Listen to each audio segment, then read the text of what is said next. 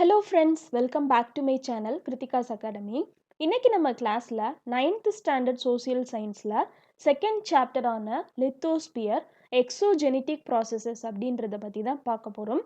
Already first unit ஆன lithosphere endogenetic processes அப்படின்றத complete பண்ணியிருக்கோம். ஸோ லித்தோஸ்பியர்னா என்ன, அட்மாஸ்பியர்னா என்ன, ஒவ்வொன்றை பற்றியதான definition and what are all the endogenetic processes. எண்டோஜெனிட்டிக் ப்ராசஸஸ்னால் ஃபர்ஸ்ட் ஆஃப் ஆல் என்ன அப்படின்றத பார்த்தோம். அதே மாதிரி ராக்ஸ்னால் என்ன, டைப்ஸ் ஆஃப் ராக்ஸ் என்னென்ன இருக்குது, plate tectonics, volcanoes, earthquakes, seismic waves, types of volcanoes என்னென்ன, வால்கனோஸ்னுடைய எஃபெக்ட்ஸ் என்னென்ன, அதாவது கன்ஸ்ட்ரக்டிவ் எஃபெக்ட்ஸ், டிஸ்ட்ரக்டிவ் எஃபெக்ட்ஸ், இது எல்லாமே நம்ம போன கிளாஸில் கம்ப்ளீட் பண்ணியிருக்கோம். இன்னைக்கு நம்ம பார்க்க போகிறது எல்லாமே எக்ஸோஜெனிட்டிக் ப்ராசஸஸ் மட்டும்தான், அதாவது எர்த்தினுடைய அவுட் சைடில் நடக்கக்கூடிய ப்ராசஸஸ்.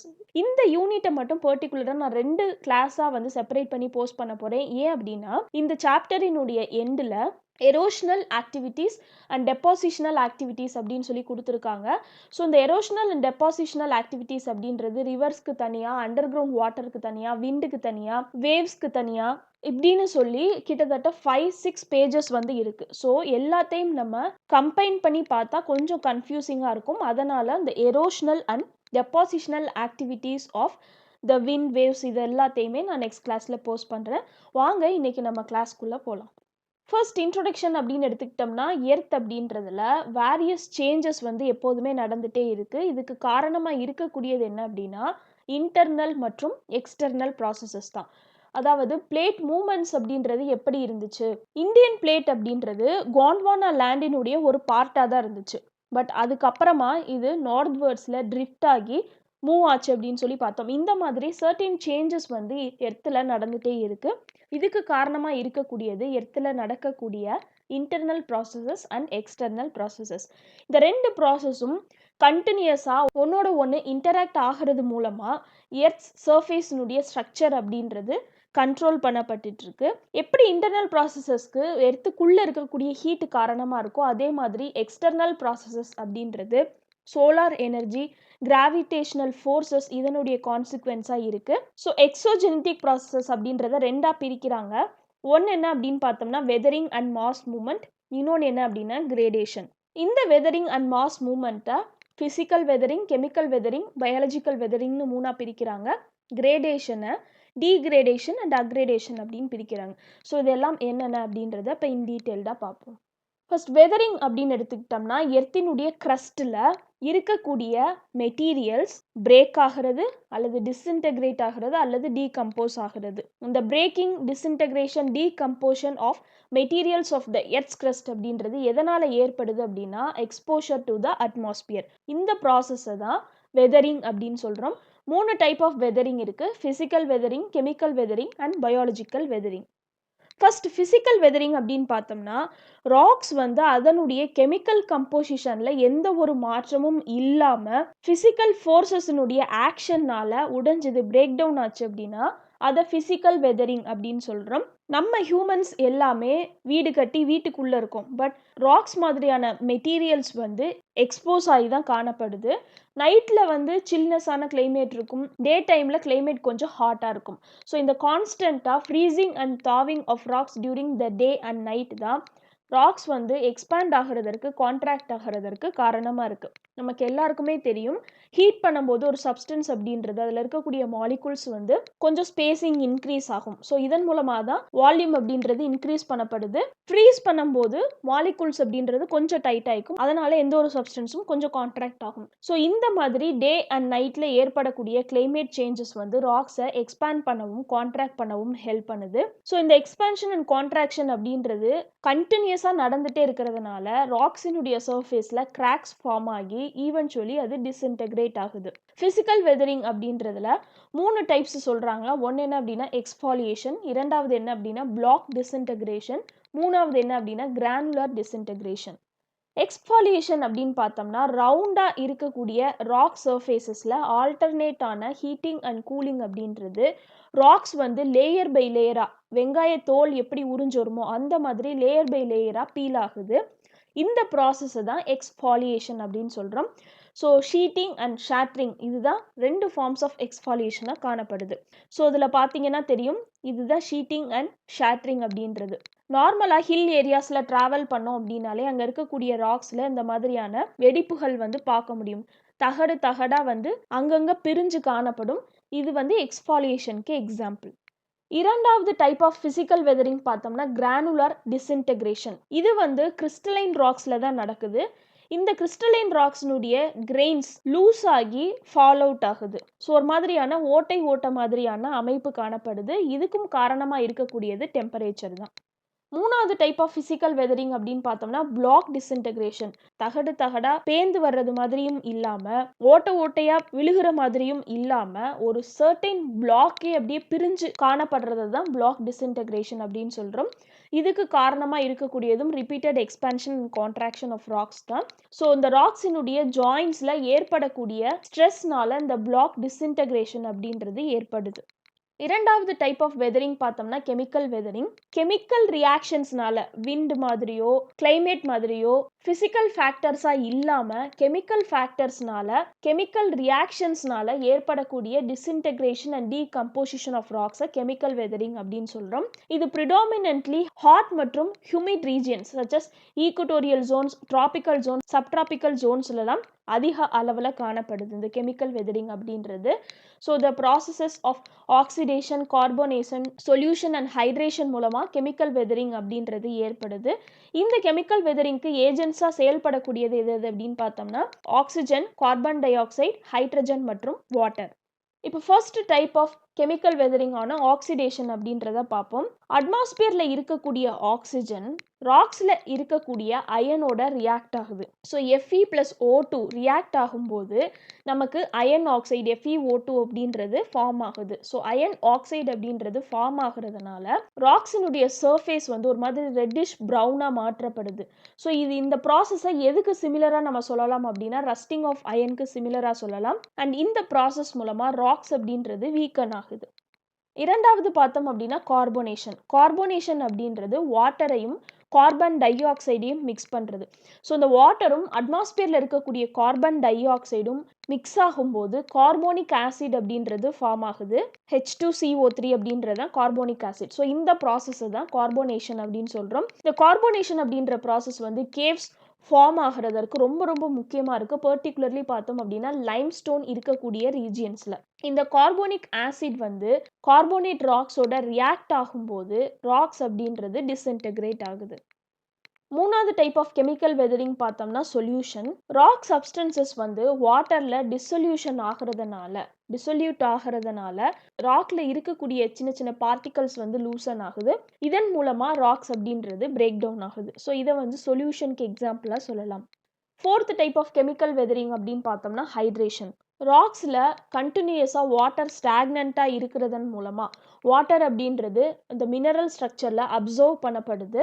இந்த மாதிரி வாட்டர் உள்ளே அப்சர்வ் பண்ணப்படும் போது ராக்ல இருக்கக்கூடிய சர்டின் கெமிக்கல்ஸ் வந்து அதனுடைய சைஸில் என்லார்ஜ் ஆகுது ஹியூமிடான கண்டிஷன்ஸில். ஸோ இந்த மினரல்ஸ் வந்து ராக்ல ஸ்வெல் ஆகிறதுனால கிராக்ஸ் ஃபார்ம் ஆகி ராக் வந்து உடைஞ்சு போயிடுது.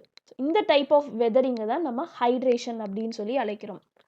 தேர்ட் டைப் ஆஃப் வெதரிங் பார்த்தோம் அப்படின்னா பயாலஜிக்கல் வெதரிங். ஸோ பேரில் இருக்கிற மாதிரியே பயாலஜிக்கல் ஃபேக்டர்ஸால் இந்த வெதரிங் அப்படின்றது ஏற்படுது. நம்ம நிறையா டூரிஸ்ட் ஸ்பாட்ஸில் போனோம் அப்படின்னா பாறைகளுக்கு மேலே ட்ரீஸ் வளர்ந்துருக்கிறத பார்க்கலாம். ஸோ இந்த மாதிரி பிளான்டினுடைய ரூட்ஸ் வந்து இந்த பாறைகளுக்குள்ள பெனிட்ரேட் ஆகி எக்ஸ்பேண்ட் ஆகிறதுனால புழுக்கள் மாதிரியானது அதில் தங்குறதுனால burrowing animals such as rabbits and rats பாறைகளை குடைஞ்சு அதில் வாழ்கிறது மூலமாகவும் ஹியூமன் ஆக்டிவிட்டீஸ் மூலமாகவும் பாறைகள் அப்படின்றது வெதரிங் ஆகுது, அதாவது டிஸ்இன்டெகிரேட் ஆகி டீகம்போஸ் ஆகுது. ஸோ இந்த டைப் ஆஃப் வெதரிங்கை தான் பயாலஜிக்கல் வெதரிங் அப்படின்னு சொல்லி அழைக்கிறோம். ஸோ 3 டைப்ஸ் ஆஃப் வெதரிங் அப்படின்றத நம்ம பார்த்துருக்கோம். இரண்டாவது பார்க்க போகிறது என்ன அப்படின்னா கிரேடேஷன் அப்படின்றது.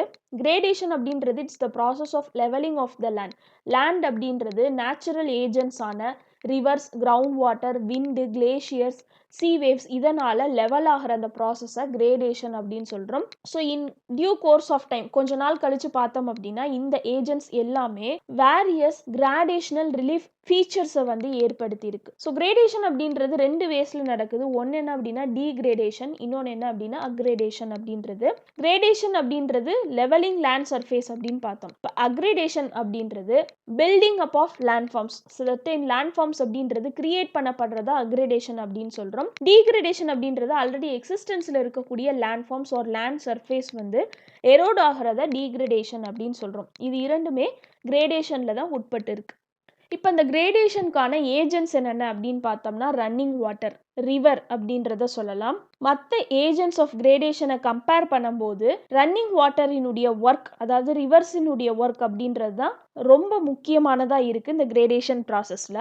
ரிவர்ஸ் எல்லாமே ஹையர் லேண்ட் ஃபார்ம்ஸாக இருக்கக்கூடிய மவுண்டெயின்ஸ், ஹில்ஸ், பிளாட்யூஸ் இந்த மாதிரியான பிளேசஸ்லேருந்து ஆரிஜினேட் ஆகுது. இந்த பிளேசஸ்க்கு வாட்டர் அப்படின்றது எங்கேருந்து கிடைக்குது அப்படின்னு பார்த்தோம்னா ரெயின் மூலமாக, கிளேசியர்ஸ் மூலமாக, ஸ்ப்ரிங்ஸ் மூலமாக மற்றும் லேக்ஸ் மூலமாக. ஸோ எந்த பிளேஸில் ரிவர் ஆரிஜினேட் ஆகுதோ அந்த பிளேஸை கேட்ச்மெண்ட் ஏரியா அப்படின்னு அழைக்கிறாங்க. அண்ட் எந்த பிளேஸில் இந்த ரிவர் வந்து சீயோட கலக்குதோ, எந்த பிளேஸில் சீயோட இந்த ரிவர் ஜாயின் ஆகுதோ அந்த பிளேஸை மவுத் அப்படின்னு சொல்லி அழைக்கிறோம். ஸோ இதில் பார்த்தீங்கன்னா தெரியும், இது வந்து சோர்ஸ் அண்ட் அங்கேருந்து ஃபர்தராக அது மூவ் ஆகி வரும்போது ட்ரிபியூட்ரிஸாக ஃபார்ம் ஆகுது. அதுக்கப்புறமா பார்த்தோம் அப்படின்னா சேனல் அப்படின்றது இது வந்து கான்ஃப்ளூயன்ஸ் ஏரியா அப்படின்னு சொல்கிறோம். அண்ட் ஃபைனலாக எந்த இடத்துல சீல கலக்குதோ அந்த பிளேஸை மவுத் அப்படின்னு சொல்லி அழைக்கிறோம். இப்போ இந்த ரிவரினுடைய கோர்சஸ் என்னென்ன அப்படின்னு பார்க்கலாம். ரிவர்ஸ் ஜென்ரலி மவுண்டெயின்ஸில் ஆரிஜினேட் ஆகி சி அல்லது லேக்கில் வந்து கலக்குது. ஸோ இந்த ரிவர் ஃப்ளோ ஆகக்கூடிய இந்த ஹோல் பாத்தை, மொத்த பாதையை தான் நம்ம என்ன சொல்கிறோம் அப்படின்னா கோர்ஸ் அப்படின்னு சொல்கிறோம். இந்த கோர்ஸ் ஆஃப் அ ரிவரை 3 டைப்பாக பிரிக்கிறாங்க. ஒன்று என்ன அப்படின்னா அப்பர் கோர்ஸ், இரண்டாவது மிடில் கோர்ஸ், மூணாவது பார்த்தோம் அப்படின்னா லோவர் கோர்ஸ். ஸோ இதில் பார்த்தீங்கன்னா தெரியும், இது அப்பர் கோர்ஸ், இது மிடில் கோர்ஸ் அண்ட் இது லோவர் கோர்ஸ் அப்படின்றது.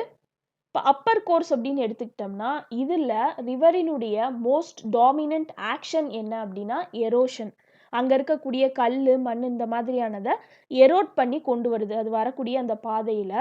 ஸோ நிறையா ஸ்டீப்பான மவுண்டெயின் ஸ்லோப்ஸை வந்து கடந்து இது வர்ற மாதிரி இருக்கும். இந்த ஸ்டீப் ஸ்லோப்ஸ் எல்லாமே இந்த வாட்டரினுடைய வெலாசிட்டியை இன்க்ரீஸ் பண்ணி விடுது. அதனால ஹை ஸ்பீடில் வந்து இந்த ரிவர் வந்து ஃப்ளோ ஆகி வருது. ஸோ இந்த எரோஷன் அப்படின்றதும் கிரேட்டர் ஃபோர்ஸில் நடக்கிறதுனால எந்த வேலியில் இது பாஸ் ஆகி வருதோ அந்த வேலியை இது டீப்பன் பண்ணி அண்ட் வைடனும் பண்ணுது. ஸோ என்னென்ன மாதிரியான லேண்ட் ஃபீச்சர்ஸ் வந்து ரிவர்னால கார்வ் பண்ணப்படுது அதனுடைய அப்பர் கோர்ஸில் அப்படின்னு பார்த்தோம்னா V shaped valleys, gorges, canyons, rapids, pot holes, spurs மற்றும் வாட்டர் ஃபால்ஸ். இரண்டாவது பார்த்தோம் அப்படின்னா மிடில் கோர்ஸ். இந்த மிடில் கோர்ஸில் ரிவர் வந்து பிளெயின் ரீஜியன்ஸை என்டர் ஆகுது. ஆரம்பத்தில் ஹை வெலாசிட்டியில் ஃப்ளோ ஆகி வரக்கூடிய ரிவர் வந்து பிளெயினை வந்து என்டர் ஆகுது மிடில் கோர்ஸில். இங்கே ரிவரினுடைய வால்யூம் அப்படின்றது இன்க்ரீஸ் பண்ணப்படுது with the confluence of many tributaries. So upper கோர்ஸில் எப்படி வெலாசிட்டி இன்க்ரீஸ் பண்ணப்படுதோ இங்கே லோவர் கோர்ஸில் ரிவரினுடைய லோடு வந்து இன்க்ரீஸ் பண்ணப்படுது, நிறைய ட்ரிபியூட்ரிஸ் வந்து இதோட ஜாயின் ஆகிறதுனால. ஸோ இங்கே இருக்கக்கூடிய ப்ரிடாமினன்ட் ஆக்ஷன் இந்த மிடில் கோர்ஸில் ரிவரினுடைய ப்ரிடாமினன்ட் ஆக்ஷன் என்ன அப்படின்னு பார்த்தோம்னா டிரான்ஸ்போர்ட்டேஷன்.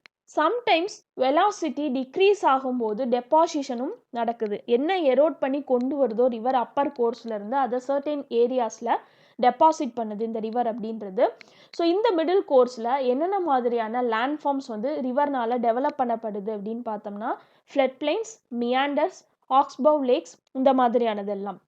மூணாவது பார்த்தோம் அப்படின்னா ரிவரினுடைய லோவர் கோர்ஸ். ஃபர்ஸ்ட் வரும்போது வெலாசிட்டி இன்க்ரீஸ் பண்ணப்படுது, ரெண்டாவது வரும்போது லோட் இன்க்ரீஸ் பண்ணப்படுது அண்ட் ஃபைனலாக லோவர் கோர்ஸில் வரும்போது இந்த ரிவரில் நிறைய டெப்ரீஸ் வந்து கலெக்ட் பண்ணி கொண்டு வரப்பட்டிருக்கு both from its upper and middle courses. So இந்த லோவர் கோர்ஸில் நிறையா அமௌண்ட் ஆஃப் செடிமெண்ட்ஸ் அப்படின்றது மேக் பண்ணப்படுது. அந்த ரிவர் வந்து அப்பர் கோர்ஸ்லேருந்து மூவ் ஆகி வர லோவர் கோர்ஸ்க்கு வரும்போது அதனுடைய வெலாசிட்டி அப்படின்றது கம்பேரிட்டிவ்லி ரொம்ப கம்மியாக தான் இருக்கும். அண்ட் இந்த லோவர் கோர்ஸில் ரிவர் அப்படின்றது லார்ஜ் நம்பர் ஆஃப் சேனல்ஸாக ஸ்ப்ளிட் ஆகுது. ஸோ இந்த மாதிரி ஒரு ரிவர் வந்து லார்ஜ் நம்பர் ஆஃப் சேனல்ஸாக பிரியக்கூடியதை டிஸ்ட்ரிபியூட்ரிஸ் அப்படின்னு சொல்லி சொல்கிறோம். இங்கே ரிவரினுடைய மெயின் ஒர்க் என்ன அப்படின்னு பார்த்தோம்னா டெபாசிஷன். அதனுடைய சோர்ஸ்லேருந்து என்னென்னலாம் எரோட் பண்ணி கொண்டு வந்திருக்கோ, அது ட்ராவல் பண்ணி வர வழியில் எல்லாத்தையும் என்ன கேரி பண்ணி கொண்டு வந்திருக்கோ அதை இந்த மாதிரியான லெவல் பிளேன்ஸில் டெபாசிட் பண்ணிடுது. ஸோ இந்த ரீஜியன்ஸில் என்னென்ன மாதிரியான லேண்ட் ஃபார்ம்ஸ் ரிவர்னால் கிரியேட் பண்ணப்படுது அப்படின்னு பார்த்தோம்னா டெல்டா மற்றும் எஸ்சுவரி அப்படின்றது. ஸோ அதில் ட்ரிபியூட்ரி அண்ட் டிஸ்ட்ரிபியூட்ரி அப்படின்னு 2 டேர்ம்ஸ் வந்து நம்ம பார்த்துருக்கோம். ட்ரிபியூட்ரி அப்படின்றது மிடில் கோர்ஸில் பார்த்தோம், டிஸ்ட்ரிபியூட்ரி அப்படின்றது லோவர் கோர்ஸில் பார்த்தோம். ட்ரிபியூட்ரினா என்ன அப்படின்னு பார்த்தோம்னா சின்ன சின்ன ஓடைகள் மெயின் ரிவரோட சேரக்கூடியது. Small streams that join the main ரிவரை ட்ரிபியூட்ரி அப்படின்னு சொல்கிறோம். இதுக்கு எக்ஸாம்பிளாக ரிவர் பவானி அப்படின்றத சொல்லலாம். டிஸ்ட்ரிபியூட்ரி அப்படின்னு பார்த்தோம்னா river channels that get separated from the main river. ஒரு மெயினான ரிவர் வந்து எந்தெந்த இடத்துலாம் பாதை இருக்கோ அந்தந்த இடத்துலாம் பிரிஞ்சு செல்லும். ஸோ அந்த மாதிரி மெயின் ரிவர் சேனல்ஸாக பிரியக்கூடியதை டிஸ்ட்ரிபியூட்ரி அப்படின்னு சொல்கிறோம். இதுக்கு எக்ஸாம்பிள் பார்த்தோம் அப்படின்னா ரிவர் கொள்ளிடம்.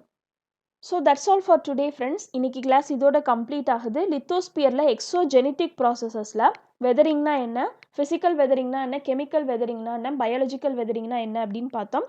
அண்ட் கிரேடேஷனில் டீக்ரேடேஷன்னா என்ன, அக்ரேடேஷன்னா என்ன, ரிவரினுடைய கோர்ஸ் அப்படின்றத எப்படி பிரிக்கிறோம், ஒவ்வொரு கோர்ஸ்லேயும் என்னென்ன மாதிரியான லேண்ட்ஃபார்ம்ஸ் அப்படின்றது கிரியேட் பண்ணப்படுது அப்படின்றத பார்த்துருக்கோம்.